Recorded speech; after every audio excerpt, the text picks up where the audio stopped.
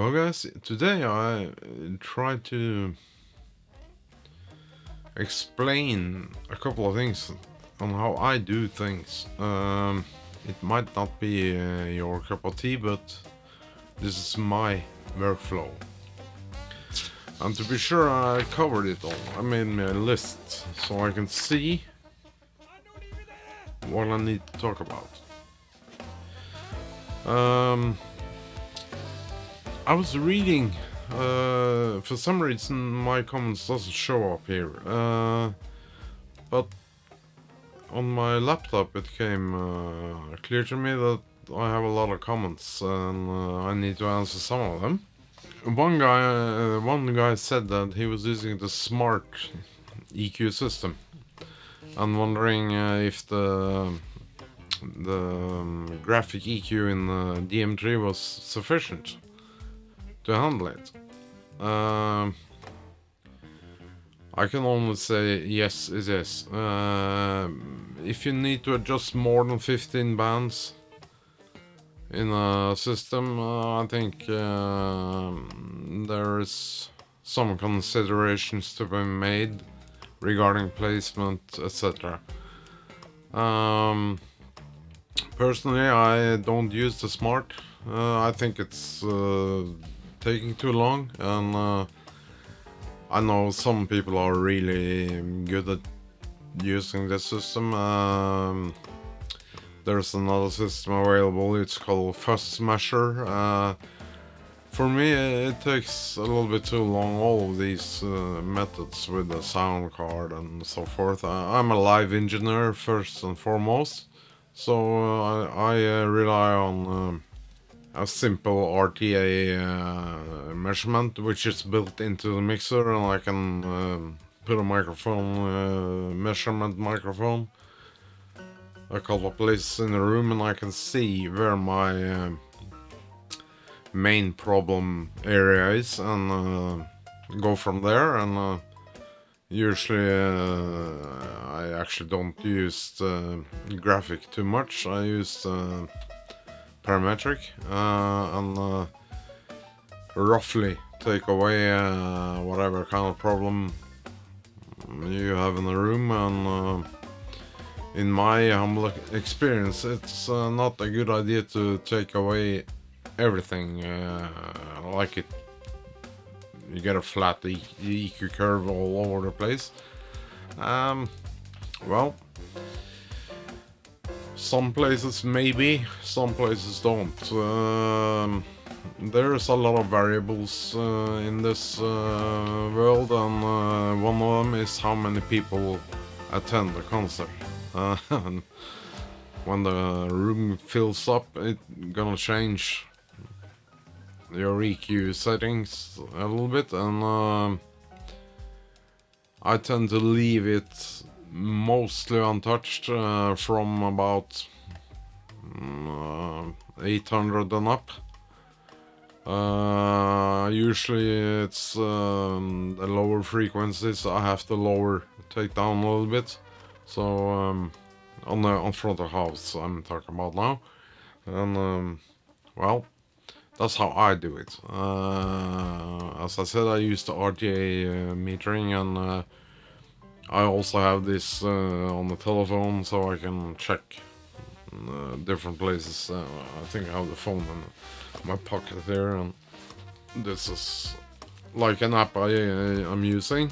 And this way it's the level, this way it's the readout, and of course you can change to a more detailed view. This is using an iPhone microphone built into the iPhone, calibrated, and it's a C measurement. It works for me. Maybe it doesn't work for you, and we all have different ways of getting the sound correct, in our opinion. It's a personal thing, so nothing is right, nothing is wrong. It's a few things are wrong, but yeah, you get my drift. And one guy asked me, he recognized that I use Logic. I wanna, and he wondering if the dm3 is capable of controlling Logic. I have to be honest and say I don't know, because I only use Logic for tracking and clipping, making sound files. It's a very quick way of clipping things in the correct length and get it right, but I don't record or work with a mixer at home with Logic. I use the Luna system from Universal Audio, and Solid State Logic SSL12 is my main source. So I only use Logic purely for tracking. You can use Cubase, you can use whatever recording program you wish to choose or wish to use. I used Logic before in a much bigger when I made more music, so I'm getting dry. I need to have some coffee here. So Logic I purely use for tracking purposes and making clips when I finish the mix in Luna. If I mix much, I usually don't mix too much. I bought a plugin called Gullfoss. It makes most of my plugins. It's actually mostly the Gullfoss EQ I use to finish off the product.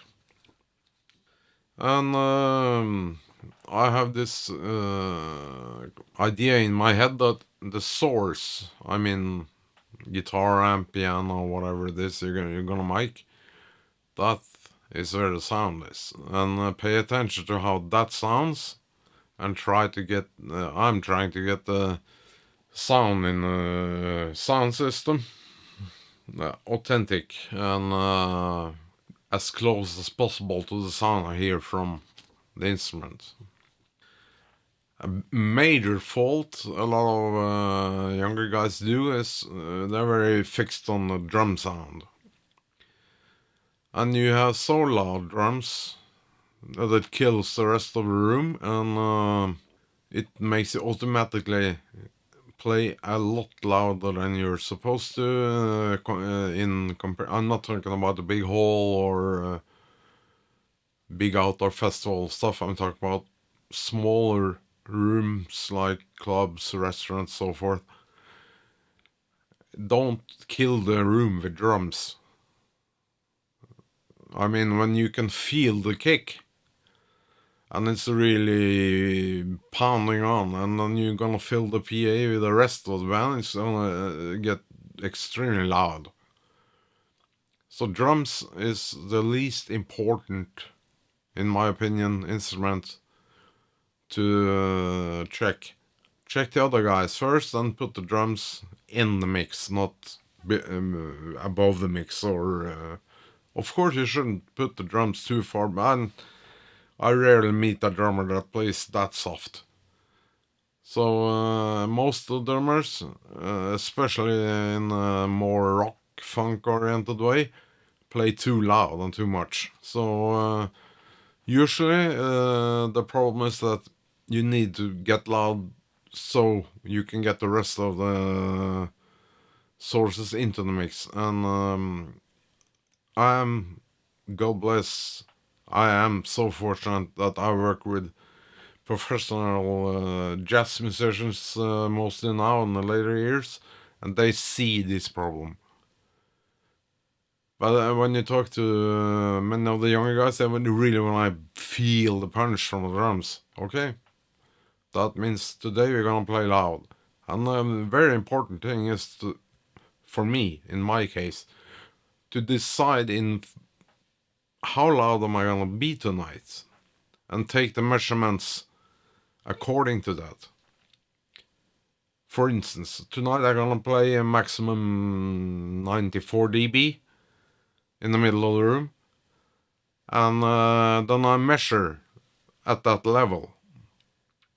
because then all my gains and everything is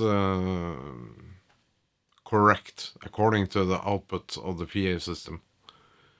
If I try to get a little too much over that limit I set to myself, it's gonna sound harsh. If I play too much lower, it's gonna sound very fishy, very boring. But if you keep your sound in that region, it's gonna make your day, actually. And the last thing I want to talk about is headroom in your preamps. I got one guy wondering how the preamps in the dm3 behave, and are they good? He prefers, I think, Soundcraft is fun though, and things like that. And I agree. The Blight preamps in the Soundcraft are very good. But in my opinion, this is strictly my opinion, this preamps in the dm3 is one step further. It takes a while to learn a preamp. So when you categorically say that this preamp ain't no good, it isn't necessarily that way. I agree. I'm not a fan of Mackie preamps either, so I'm not a fan there. But to say it's bad, I think it's. I heard the guys get good results with the Mackie boards, and but it's not my cup of tea. I like the Midas preamps very much, but I think for purity and cleanness, I prefer this dm3 or this Yamaha preamp. It's a little gain sensitive, if you know. It doesn't like to be overgained. That's in some cases the strength with the Midas is that it can take a lot of input gain, but it's not really relevant because you add some kind of distortion, and it doesn't necessarily bother you, but it's there. The purity of this Yamaha preamp is to me very fascinating, and if you gain it right, you have all the headroom in the world. It's especially apparent on the drums, I think, and the vocals. And if you need more headroom than this, I don't know what you're working with, but I can tell you that it's very responsive, especially when you go to Arco. I mean, when you play with stringed instruments, it's very close to you, and it like an upright double bass. You play with your fingers, then you go to the arco, this bow, and it's really detailed without you touching anything if you've done the gain settings right. But what determines the signal is what you get into the mix from the other end. So if you get a poor signal, doesn't matter too much in this range of mixers we're talking now. I'm not talking cheap off-the-shelf stuff. I'm talking gear that we all know it's supposed to be good in that range. It's actually, I think the dm3 kicks above its weight class. You could argue that you like better this than that and so forth, but I think it's more to do with your mental attitude towards the product than the actual product. So It's interesting subject, and he mentioned Alan Heath as well, and I always find Alan Heath very in your face. So I think it takes some getting used to. But I was touring with this big analog Alan Heath. I don't remember the name. I had this for a few years. I love that console and still do, and it was a very different. At the same period, I was touring with the Series 5 a lot from Soundcraft. Or Series. Yeah, I don't remember all the names. But those were more civilized in a way. But the Down Heat was really punchy and really in your face. And the biggest difference is, in my opinion, when you load up the board with 32 channels, and then I think maybe the Soundcraft had a little edge, because it could handle all these channels a little bit better. This is purely my opinion, and it's not important in the big way, because they both sounded very good. A little different, but very good. And I had the fortune to work on both consoles with the same band for a period of time. And if I had to choose, it would be the price that decided, okay, I go for this one, because it's so many thousand cheaper than that one. The quality on both of them, very good. So happily, we don't have to go on the road with these giant consoles anymore. And I remember at the time the Midas was always way more expensive, and yeah, again, it's the price.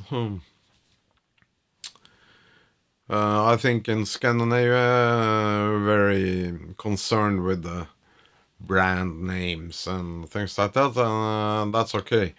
But there is a lot of good things out there, and